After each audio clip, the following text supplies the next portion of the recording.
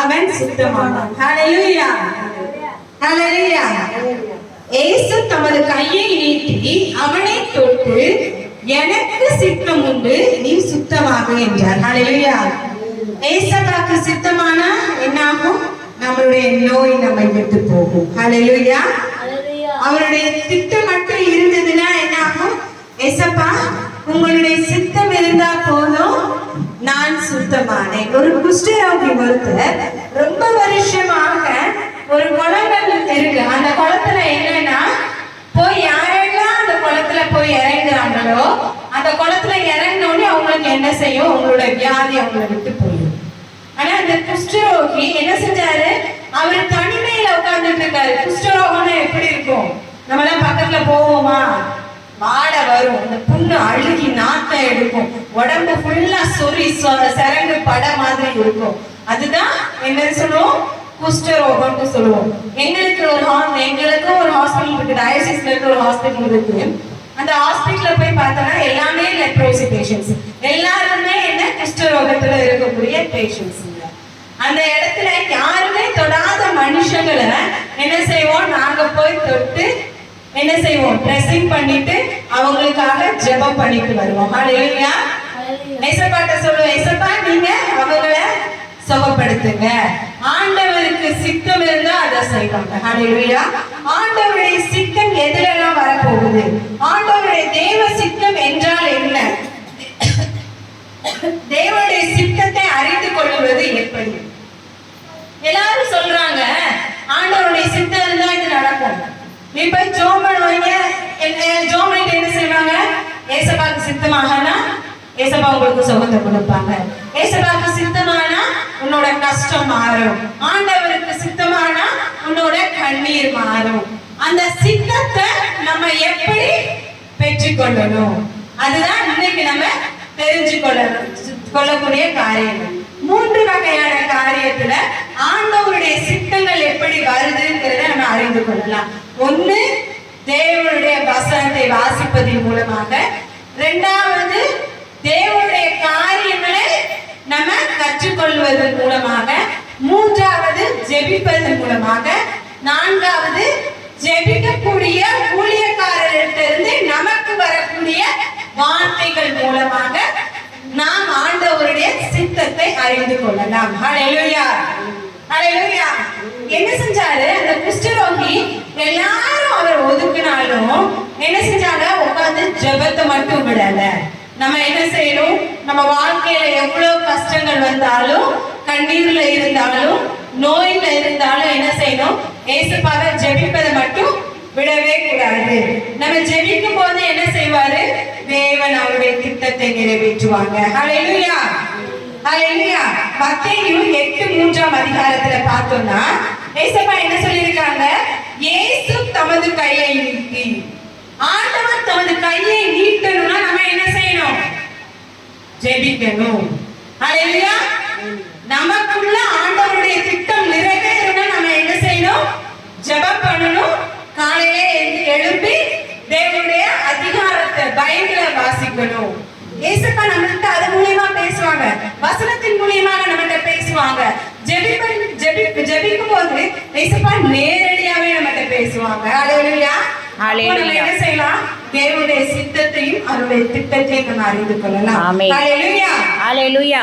Roman அதிகாரம் 12வது வசனம் 2வது வசனத்தை வாசிங்க.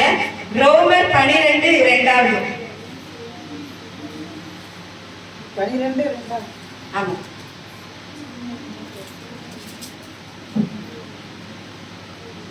நீங்கள் இந்த பிரபஞ்சத்திற்கு ஒத்த பேஷன் அறியாமல் தேவனுடைய நன்மையையும் பிரியமும் பரிபூரணமான சித்தம் இன்னதென்று பகுத்தறியத்தக்க உங்கள் மனம் புதிதாய் இருக்கிறதுனாலே மறுரூபமாகுங்கள். ஹல்லேலூயா. என்ன செய்யணும்? தேவனுடைய சித்தம் நம்ம ஜெபித்தா தேவன் நம்மளுடைய நோய்களை குணமாக்குவார். ஹல்லேலூயா, ஹல்லேலூயா. நம்முடைய வாழ்வை புது வாழ்வாக மாற்றினால்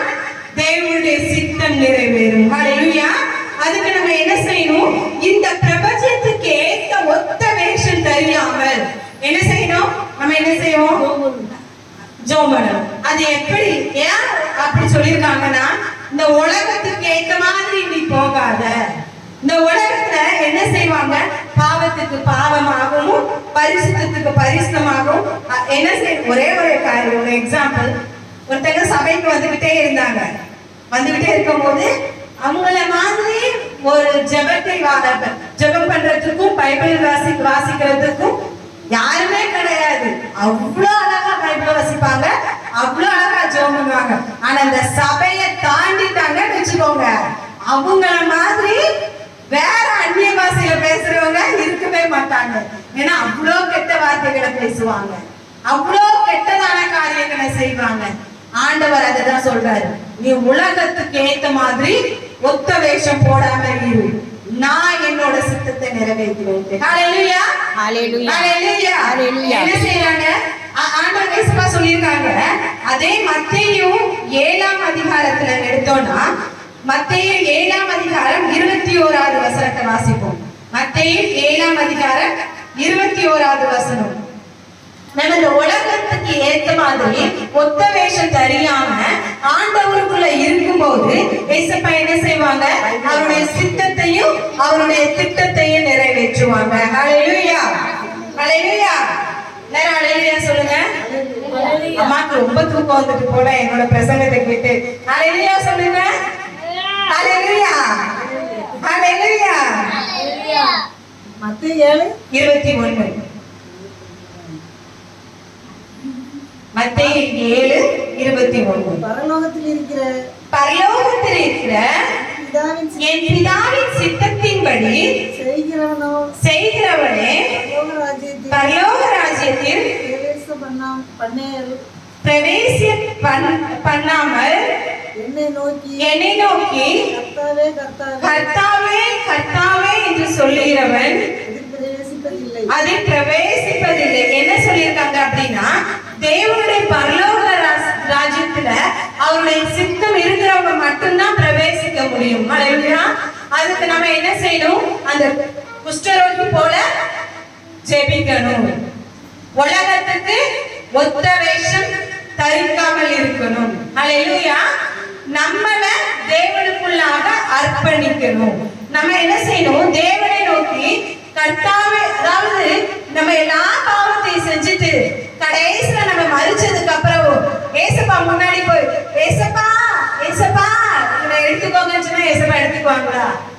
நம்ம என்ன செய்ய முடியாது, பரலோக ராஜ்யத்துக்குள்ள பிரவேசிக்க முடியாது. அதுதான் ஆண்டவருக்கு வசனத்துல சொல்லியிருக்காங்க. அப்ப நீ என்ன கர்த்தாவே கர்த்தாவே கூப்பிட்டாலும் என்னால கேட்க முடியாது அந்த வார்த்தைகளை அப்படின்ட்டு சொல்றாங்க. அதுக்கு நம்ம என்ன செய்யணும், ஆண்டவருடைய சித்தத்தின்படி நம்ம நடக்கணும். ஹalleluya. ஆண்டவருடைய சித்தத்தின்படி நடக்கணும்னா நம்ம என்ன செய்வோம், ஆண்டவருடைய சித்தத்தின்படி நடந்தோம்னா பரலோக ராஜ்யம் நமக்காக காத்திருக்கிறது. ஹalleluya ஹalleluya ஹalleluya ஹalleluya. நம்ம என்ன செய்யணும், மூணே காரியங்கள் தான் நான் சொன்னது இன்னைக்கு. என்னெல்லாம் செய்யணும், குஷ்டரோகி போல தேவனிடத்துல ஜெபம் பண்ணணும். ஹalleluya ஹalleluya. ஜெபிக்கணும். ஹalleluya. இரண்டாவதான காரியங்கள் ரொம்ப முக்கியமான காரியங்கள். என்னது, உலகத்திற்கு ஏத்த ஒத்த வேஷங்கள் தரிக்காமல் இருக்கணும். அப்பனா என்ன செய்யணும், நம்மளுடைய பாவத்தை கழுவி புது மனுஷியாக நம்ம வாழணும். ஹalleluya ஹalleluya.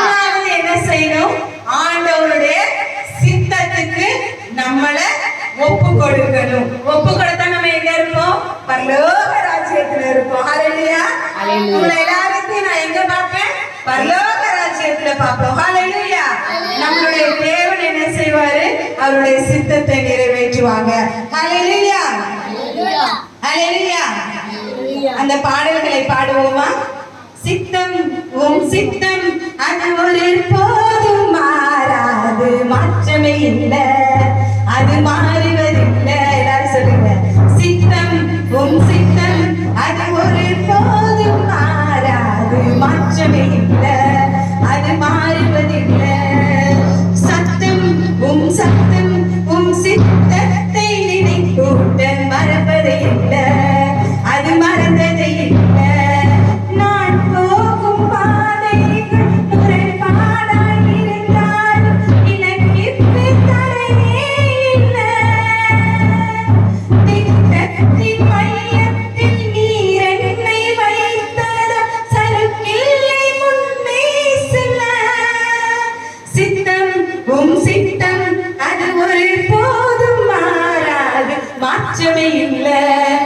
அது மாறுவதில்லை. சட்டம் சட்டம் சித்தத்தை நிலை போட்ட மறந்தது இல்லை, அது மறப்பது இல்லை. கரங்களை தட்டி சித்தம் சித்தம் அது ஒரு போதும் மாறாது, மாற்றவே இல்லை, அது மாறுவதில்லை. சட்டம் சித்தத்தை நிலை போட்ட மறந்தது இல்லை, அது மறப்பது இல்லை. ஹல்லேலூயா. ஆண்டவருடைய சித்தம் எப்படி இருக்குது? ஒருபோதும் மாறாது, ஒருபோதும் மாறுவதும் இல்லை. ஹல்லேலூயா. அவருடைய சத்தம் என்ன செய்யுது?